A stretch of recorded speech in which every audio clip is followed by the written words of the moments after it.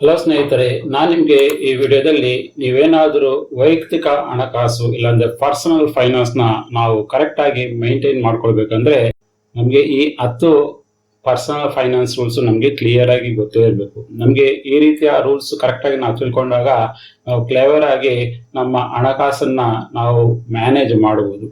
ಆದ ಕಾರಣ ಈ ವಿಡಿಯೋದಲ್ಲಿ ನಿಮಗೆ ಈ 10 ರೂಲ್ಸ್ ನಿಮಗೆ ತಿಳಿಸ್ಕೊಡ್ತಾ ಇದ್ದೀನಿ. ಮೊದಲನೇದಾಗಿ ಯಾವುದು ಅಂದ್ರೆ 50-30-20 ರೂಲ್ ಅಂತಾರೆ. ಇಲ್ಲಿ 50-30-20 ರೂಲ್ ಅಂದ್ರೆ 50% ನಮ್ಮ ನೀಡ್ಸ್, ನಮಗೆ ಬೇಸಿಕ್ ನೀಡ್ಸ್ ಏನೇನ್ ಬೇಕು, ಈಗ ಊಟ ಇರ್ಬೋದು, ತಿಂಡಿ ಇರ್ಬೋದು, ಬಟ್ಟೆ ಇರ್ಬೋದು, ಇವೆಲ್ಲಾನು ಈ 50% ಅಲ್ಲಿ ಬರುತ್ತೆ. ವಾಂಟ್ಸ್ ಅಂದ್ರೇನು, ಒಂದು ಕಾರ್ ಬೇಕು, ಒಂದು ಬೈಕ್ ಬೇಕು, ಇಲ್ಲಾಂದ್ರೆ ಎಲ್ಲ ಒಂದು ಟ್ರಿಪ್ ಹೋಗ್ಬೇಕು, ಆ ಥರ ಎಲ್ಲದಕ್ಕೂ ವಾಂಟ್ಸ್. ಅದಕ್ಕೆ ನಾವು 30% ಹಣ ಅದಕ್ಕೆ ನಾವು ಇಡಬೇಕಾಗುತ್ತೆ. ಮತ್ತೆ ಉಳಿದಿರೋ 20% ಹಣನ ನಾವು ಸೇವಿಂಗ್ಸು ಮತ್ತೆ ಇನ್ವೆಸ್ಟ್ಮೆಂಟ್, ಫ್ಯೂಚರ್ಗೋಸ್ಕರ ನಾವು ನಮ್ಮ ಹಣವನ್ನ ಇಲ್ಲಿ ಸೇವ್ ಮಾಡಬೇಕಾಗುತ್ತೆ. ಇದು 50-30-20 ರೂಲ್ ಅಂತಾರೆ. ಇಲ್ಲಿ ಮಿನಿಮಮ್ 20% ಅಂತ ಸೇವಿಂಗ್ಸ್ ಅಂತ ಹೇಳ್ತಾರೆ. ಇದಕ್ಕಿಂತ ನಾವು ಜಾಸ್ತಿ ಮಾಡ್ಕೊಳ್ಬಹುದು. ಅದು ಯಾಕಂದ್ರೆ ನಮ್ಮ ವಾಂಟ್ಸ್ ನ ಕಡಿಮೆ ಮಾಡ್ಕೊಂಡು ನಮ್ಮ ನೀಡ್ಸ್ ನ ಕಡಿಮೆ ಮಾಡ್ಕೊಂಡ್ರೆ ನಮ್ಮ ಸೇವಿಂಗ್ಸ್ ಕೂಡ ಇದರಲ್ಲಿ ಜಾಸ್ತಿ ಆಗುತ್ತೆ. ಮತ್ತೆ ಎರಡನೆಯ ರೂಲ್ ಏನಂದ್ರೆ ಪರ್ಸನಲ್ ಫೈನಾನ್ಸ್, ನಾವು ಯಾವಾಗಲೂ ನಮ್ಗೆ ಸಂಬಳ ಬಂದಿದ ತಕ್ಷಣ ನಾವು ಸೇವಿಂಗ್ಸ್ ಮಾಡಬೇಕು. ಅಂದ್ರೆ ಆಗ್ಲೇ ಹೇಳ್ದಂಗೆ 20% 30% ಏನ್ ಸೇವಿಂಗ್ಸ್ ಮಾಡ್ತೀವೋ ಅದನ್ನ ನಾವು ನಮ್ಮಷ್ಟು ನಾವೇ ಪೇ ಮಾಡ್ಕೊಂಡು ಒಂದು ಸೆಪರೇಟ್ ಅಕೌಂಟ್ ಅಲ್ಲಿ ಇಟ್ಕೊಂಡು ಅದನ್ನ ನಾವು ಹಣನ ಸೇವ್ ಮಾಡಬೇಕಾಗುತ್ತೆ. ಈಗ ಒಂದು 10,000 ರೂಪಾಯಿ ಸಂಬಳ ಬರುತ್ತಂದ್ರೆ 20% 2,000 ರೂಪಾಯಿ ನಾವು ಸೆಪರೇಟ್ ಆಗಿ ಎತ್ತಿಡ್ಬೇಕಾಗುತ್ತೆ. ಅಂದ್ರೆ ನಮ್ಗೆ 8,000 ರೂಪಾಯಿ ಮಾತ್ರ ಸಂಬಳ ಬರೋ ರೀತಿಯಲ್ಲಿ ನಮ್ಮ ಜೀವನವನ್ನ ನಡೆಸಬೇಕಾಗುತ್ತೆ. ಅದು ಪೇ ಯುವರ್ ಸೆಲ್ಫ್ ಫಸ್ಟ್ ಅಂತ. ಮತ್ತೆ ಮೂರನೇ ರೂಲ್ ಏನಂದ್ರೆ ಎಮರ್ಜೆನ್ಸಿ ಫಂಡ್ ರೂಲ್ ಅಂತಾರೆ. ಇಲ್ಲಿ ನಮ್ಗೆ ತುರ್ತಾಗಿ ಯಾವಾಗಾದ್ರೂ ಹಣ ಬೇಕಾಗುತ್ತೆ, ಎಮರ್ಜೆನ್ಸಿಗೆ ಹಣ ಬೇಕಾಗುತ್ತೆ. ಈಗ ಕೆಲಸದಲ್ಲಿ ಜಾಬ್ ಹೋಗ್ಬೋದು, ಆಗ 3-6 ತಿಂಗಳು ಸಂಬಳ ಇದ್ರೆ ನಾವು ಅದನ್ನ ಯಾವ ರೀತಿ ಎಲ್ಲ ಮ್ಯಾನೇಜ್ ಮಾಡ್ಬೋದು. ಅದೇ ರೀತಿಯಲ್ಲಿ ಏನಾದ್ರೂ ಒಂದು ಪ್ರಾಬ್ಲಮ್ ಆದಾಗ ಆಗ ನಮ್ಗೆ ಈ 3-6 ತಿಂಗಳು ಹಣ ನಮ್ಮಲ್ಲಿ ಇದ್ದಾಗ ನಾವು ನಮ್ಮ ಲೈಫ್ ನ ಸರಾಗವಾಗಿ ಮಾಡಿಕೊಂಡು ಆ ತರ ಪ್ರಾಬ್ಲಮ್ ಏನಿದ್ರೆ ನಾವು ಆ ಪ್ರಾಬ್ಲಮ್ ನ ಸಲೀಸಾಗಿ ನಿಭಾಯಿಸ್ಕೊಂಡು ಮುಂದೆ ಹೋಗ್ಬೋದು. ಆದ ಕಾರಣ ಎಮರ್ಜೆನ್ಸಿ ಫಂಡ್ ಕೂಡ ತುಂಬಾ ಇಂಪಾರ್ಟೆಂಟ್ ಅಂತಾನೆ ಹೇಳ್ಬೋದು. ಮತ್ತೆ 4ನೇದು ಯಾವುದು ಅಂದ್ರೆ 24 hours ರೂಲ್. ಎಸ್ಪೆಷಲಿ ನಾವು ಪರ್ಚೇಸ್ ಮಾಡ್ಬೇಕಾದಾಗ, ಖರೀದಿ ಮಾಡ್ಬೇಕು ಅನ್ಕೊಂಡಿದ್ರೆ, ಸಣ್ಣ ಪುಟ್ಟ ಖರೀದಿ ಅಂದ್ರೆ ಒಂದು 100-200 ಅಂದ್ರೆ ಅದು ಓಕೆ. ಬಟ್ ಸಾವಿರಾರು ರೂಪಾಯಿಗಳು ನಾವು ಖರ್ಚು ಮಾಡ್ಬೇಕಾದಾಗ ನಾವು ನಾರ್ಮಲ್ ಆಗಿ ಕೆಲಸದಲ್ಲಿ ಏನಾಗುತ್ತೆ ಅಂದ್ರೆ ಇಂಪಲ್ಸಿವ್ ಆಗಿ ನಮ್ಗೆ ಏನೋ ನೋಡಿದೀವಿ, ಖುಷಿ ಆಗ್ಬಿಡ್ತು, ಬೈ ಮಾಡ್ಬಿಡ್ತೀವಿ. ಆಗೇನಾಗುತ್ತೆ, ನಮ್ಮಲ್ಲಿ ಹಣ ಇಲ್ಲ ಅಂದ್ರೂ ನಾವು ಬೈ ಮಾಡ್ತಾ ಇರ್ತೀವಿ. ಆಗ ಏನ್ ಮಾಡ್ಬೇಕಂದ್ರೆ ಈ ರೂಲ್ ನ ಅಪ್ಲೈ ಮಾಡಬೇಕು. ನಮ್ಗೆ ಯಾವ್ದಾದ್ರು ಥಿಂಗ್ಸ್ ಬೇಕೇ ಬೇಕು ಅಂದ್ರೆ ನಮ್ಗೆ ನಮ್ಮ ಮೈಂಡ್ 24 ಗಂಟೆ ಆಗೋಟ್ಮೇಲೆನೂ ಆ ಟೈಮಲ್ಲೂ ನಮ್ಗೆ ಅದೇ ಮೈಂಡ್ ಅಲ್ಲಿ ಇದೆ, ನಾವು ಬೈ ಮಾಡ್ಬೇಕು ಅಂದಾಗ ನೀವು ಬೈ ಮಾಡ್ಬೋದು. ಅದೇ ಇಂಪಲ್ಸಿವ್ ಆಗಿ ಏನಾದ್ರು ಬಂದ್ರೆ ಇವಾಗ ಇದು ಬೈ ಮಾಡ್ಬಿಡ್ಬೇಕು, ಇನ್ನೊಂದು 10 ನಿಮಿಷ ಆದ್ಮೇಲೆ ನನ್ಗೇನು ನೆಸೆಸರಿ ಇಲ್ಲ ಅಂತ ನಿಮ್ಗೆ ಮೈಂಡ್ ಬರುತ್ತೆ. ಆಗ ನೀವು ಅನ್ನೆಸೆಸರಿ ಆಗಿ ಬೈ ಮಾಡ್ಬಿಟ್ಟಿರ್ತೀರ.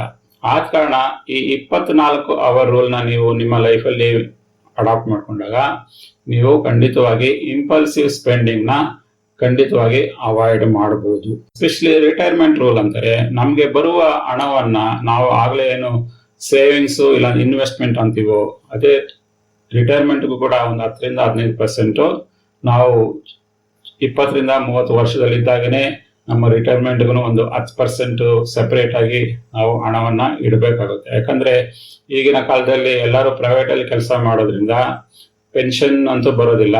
ಗವರ್ಮೆಂಟ್ ಅಲ್ಲಿ ಕೆಲಸ ಮಾಡೋರಿಗೆ ಪೆನ್ಷನ್ ಇರುತ್ತೆ. ಇಲ್ಲ ಅಂದ್ರೆ ನಾವು ಏನು ದುಡಿಬೇಕಾದಾಗ ಏನ್ ಸೇವ್ ಮಾಡ್ಕೊಂಡಿರ್ತೀವೋ ಅದೇ ನಮ್ಮ ರಿಟೈರ್ಮೆಂಟ್ಗೂ ಕೂಡ ಆಗುತ್ತೆ. ಆದ ಕಾರಣ ಅಟ್ಲೀಸ್ಟ್ ಮಿನಿಮಮ್ ಒಂದು 10% ನಮ್ಮ ರಿಟೈರ್ಮೆಂಟ್ಗೆ ನಾವು ಸೆಪರೇಟ್ ಆಗಿ ಸೇವ್ ಮಾಡ್ತಾ ಇರಬೇಕಾಗುತ್ತೆ. ಮತ್ತೊಂದು ಇಂಪಾರ್ಟೆಂಟ್ ರೂಲ್ ಏನಂದ್ರೆ, ಎಸ್ಪೆಷಲಿ ನೀವೇನಾದ್ರೂ ಕ್ರೆಡಿಟ್ ಕಾರ್ಡ್ಗಳನ್ನ ಬಳಸ್ತಾ ಇದ್ರೆ ನಾವು ಯಾವುದೇ ಕಾರಣಕ್ಕೂ ಕ್ರೆಡಿಟ್ ಕಾರ್ಡ್ ಅಲ್ಲಿ ಸಾಲವನ್ನ ಎಂದಿಗೂ ನಾವು ಮಾಡೋಕೆ ಹೋಗಬಾರ್ದು. ಇನ್ ಕೇಸ್ ಏನಾದ್ರು ಮಾಡಿದ್ರು ಕೂಡ ನಾವು ಕಂಪ್ಲೀಟ್ ಆಗಿ ಆ ಕ್ರೆಡಿಟ್ ಕಾರ್ಡ್ ಬ್ಯಾಲೆನ್ಸ್ ನ ಕಂಪ್ಲೀಟ್ ಆಗಿ ನಾವು ಪೇ ಮಾಡಬೇಕು ಎವ್ರಿ ತಿಂಗಳು. ಇಲ್ಲಾಂದ್ರೆ ಏನಾಗುತ್ತೆ, ಅನ್ನೆಸೆಸರಿ ಆಗಿ ನಾವು ಫೈನಾನ್ಷಿಯಲ್ ಟ್ರ್ಯಾಪ್ ಸಿಕ್ಕಾಕೊಳ್ತೀವಿ. ಯಾಕಂದ್ರೆ ಅಲ್ಲಿ ನಮಗೆ ಹೈ ಇಂಟ್ರೆಸ್ಟ್ ಇರುತ್ತೆ. 30-40% ಇಂಟ್ರೆಸ್ಟ್ ಇದ್ದಾಗ ನಾವು ಎಷ್ಟೇ ತೀರಿಸ್ತಾ ಇದ್ರೂ ಆ ಸಾಲ ಖಂಡಿತವಾಗಿ ತೀರೋದಿಲ್ಲ. ಆದ ಕಾರಣ ಇದು ಇಂಪಾರ್ಟೆಂಟ್ ಅಂತಾನೆ ಹೇಳ್ಬೋದು. ಕ್ರೆಡಿಟ್ ಕಾರ್ಡ್ ಯಾರು ಬಳಸ್ತಾರೋ ಇದನ್ನ ಯಾವಾಗಲೂ ಮೈಂಡ್ ಅಲ್ಲಿ ಇಟ್ಕೊಳ್ಬೇಕು. ನಾವು ಕಂಪ್ಲೀಟ್ ಆಗಿ ಕ್ರೆಡಿಟ್ ಕಾರ್ಡ್ ಬಿಲ್ ನ ಪೇ ಮಾಡೋಕ್ ಆದಾಗ ಮಾತ್ರ ನಾವು ಕ್ರೆಡಿಟ್ ಕಾರ್ಡ್ ನ ಬಳಸಿ ಶಾಪ್ ಮಾಡಬೇಕು. ಯಾವುದೇ ಕಾರಣಕ್ಕೂ ಕ್ರೆಡಿಟ್ ಕಾರ್ಡ್ ನ ಬಳಸೋದಕ್ಕೆ ಹೋಗಬಾರ್ದು. ಮತ್ತೊಂದು ರೂಲ್ ಯಾವುದು ಅಂದ್ರೆ ರೂಲ್ ಆಫ್ 72. ರೂಲ್ ಆಫ್ 72 ಅಂದ್ರೆ ನಮ್ಗೆ ಎಷ್ಟು ಇಂಟ್ರೆಸ್ಟ್ ಬರುತ್ತೋ, ಈಗ 6% ಇಂಟ್ರೆಸ್ಟ್ ಅಂದ್ರೆ ಏನಾಗುತ್ತೆ, 6% ಇಂಟ್ರೆಸ್ಟ್ ಅಂದ್ರೆ ನಮ್ಗೆ 12 ವರ್ಷ ಆಗುತ್ತೆ ನಮ್ಮ ಹಣ ಡಬಲ್ ಆಗೋದಕ್ಕೆ. ಇದು ನಾವು ಖಂಡಿತವಾಗಿ ತಿಳ್ಕೊಂಡಿರ್ಬೇಕು. ಯಾಕಂದ್ರೆ ನಾವು ಹಣವನ್ನ FD ಅಲ್ಲಿ ಇಡ್ತೀವಿ, ಹಣವನ್ನ ಮ್ಯೂಚುವಲ್ ಫಂಡ್ ಅಲ್ಲಿ ಇಡ್ತೀವಿ, ಹಣವನ್ನ ಸ್ಟಾಕ್ ಮಾರ್ಕೆಟ್ ಅಲ್ಲಿ ಇಡ್ತೀವಿ. ಆಗ ನಮ್ಗೆ ಈ ಫಾರ್ಮುಲಾ 72 ಗೊತ್ತಾದ್ರೆ ನಮ್ಗೆ ಎಷ್ಟು ಪರ್ಸೆಂಟೇಜ್ ಇಂಟ್ರೆಸ್ಟ್ ಬರ್ಬೋದು. ಈಗ ಮ್ಯೂಚುವಲ್ ಫಂಡ್ ಅಲ್ಲಿ ಒಂದು 10-12% ಬರ್ಬೋದು ಅಂದ್ರೆ ಆಗ ನಮ್ಗೆ ಒಂದು 7-8 ವರ್ಷದೊಳಗಡೆ ನಮ್ಮ ಹಣ ಡಬಲ್ ಆಗುತ್ತೆ. ಕೆಲಸದಲ್ಲಿ ಸ್ಟಾಕ್ಸ್ ಅಲ್ಲಿ 20-25% ರಿಟರ್ನ್ ಬಂದಾಗ ನಮ್ಮ ಹಣ ಒಂದು 3 to 4 years ಅಲ್ಲೇ ಡಬಲ್ ಆಗ್ಬಿಡುತ್ತೆ. ರಿಯಲ್ ಎಸ್ಟೇಟ್ ಅಲ್ಲಿ ಒಂದು 8-10% ನಮ್ಗೆ ಲಾಭ ಆದಾಗ ಅಲ್ಲೂ ಕೂಡ ಒಂದು 5-6 ವರ್ಷ ಇಲ್ಲ 8 ವರ್ಷದೊಳಗಡೆ ನಮ್ಮ ಹಣ ಡಬಲ್ ಆಗ್ಬಿಡುತ್ತೆ. ಇದು ಇಂಪಾರ್ಟೆಂಟ್ ರೂಲ್, ನಾವು ತಿಳ್ಕೊಂಡಿರ್ಬೇಕು ಯಾವಾಗ ನಮ್ಮ ಹಣ ಡಬಲ್ ಆಗುತ್ತೆ ಅಂತ. ಮತ್ತೊಂದು ರೂಲ್ ಯಾವುದು ಅಂದ್ರೆ ರೆಂಟ್ ಬಗ್ಗೆ.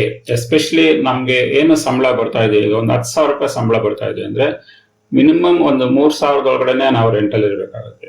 ನಾವು ಅದಕ್ಕಿಂತ ಹೋದ್ರೆ ನಮ್ಗೆ ತುಂಬಾ ಪ್ರಾಬ್ಲಮ್ ಆಗುತ್ತೆ. ಯಾಕಂದ್ರೆ ನಮ್ಗೆ ಬೇರೆ ಖರ್ಚುಗಳಿರುತ್ತೆ, ಮೇಂಟೆನೆನ್ಸ್ ಇರುತ್ತೆ, ಬೈಕ್ ಖರ್ಚು ಇರುತ್ತೆ, ಊಟದ ಖರ್ಚು ಇರುತ್ತೆ. ಎಲ್ಲಾ ಖರ್ಚುಗಳು ಹೋದಾಗ ನಾವು ರೆಂಟೇ ಜಾಸ್ತಿ ಪೇ ಮಾಡ್ತಾ ಇದ್ದಾಗ ನಮ್ಗೇನಾಗುತ್ತೆ, ಬೇರೆದಕ್ಕೆ ಯಾವುದೇ ರೀತಿಯ ಹಣ ಇರೋದಿಲ್ಲ. ಆದ ಕಾರಣ ನಾವು ರೆಂಟನ್ನ ಚೂಸ್ ಮಾಡ್ಬೇಕಾದ್ರೂ ಆದಷ್ಟು 30% ಒಳಗಡೆ ಇದ್ರೆ, ನಿಮ್ಮ ಇನ್ಕಮ್ಗೆ 30% ಒಳಗಡೆ ಇದ್ರೆ, ನಿಮ್ದು ಇರ್ಬೋದು, ನಿಮ್ಮ ವೈಫ್ದು ಇರ್ಬೋದು, ನಿಮ್ಮ ಫ್ಯಾಮಿಲಿದೆಲ್ಲ ಸೇರ್ಕೊಂಡು ಒಂದು 30% ಇನ್ಕಮ್ ಒಳಗಡೆ ಇದ್ರೆ ಅದು ಒಂದು ರೀತಿಯಲ್ಲಿ ಸೂಕ್ತ ಅನ್ಬೋದು. ಇಲ್ಲ ಅಂದ್ರೆ ಏನಾಗುತ್ತೆ, ಅನ್ನೆಸೆಸರಿ ಆಗಿ ನಾವು ಫೈನಾನ್ಷಿಯಲ್ ಬರ್ಡನ್ನ ನಾವು ನಮ್ಮ ತಲೆ ಮೇಲೆ ಎಳ್ಕೊಳ್ಬೇಕಾಗುತ್ತೆ.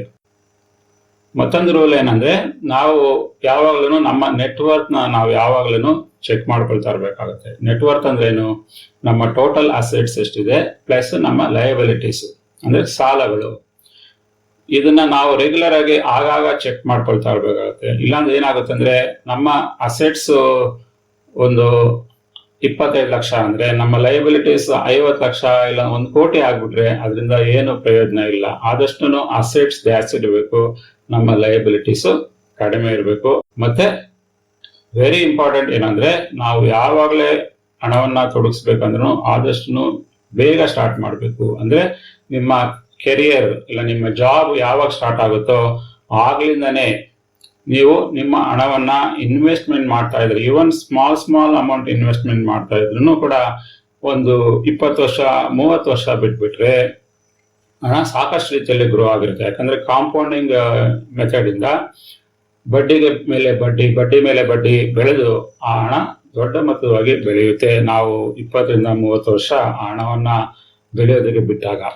ಇದು ಕೂಡ ಇಂಪಾರ್ಟೆಂಟ್ ರೂಲ್ ನಮ್ಮ ಲೈಫಲ್ಲಿ ನಾವು ಇಟ್ಕೊಬೇಕಾಗುತ್ತೆ.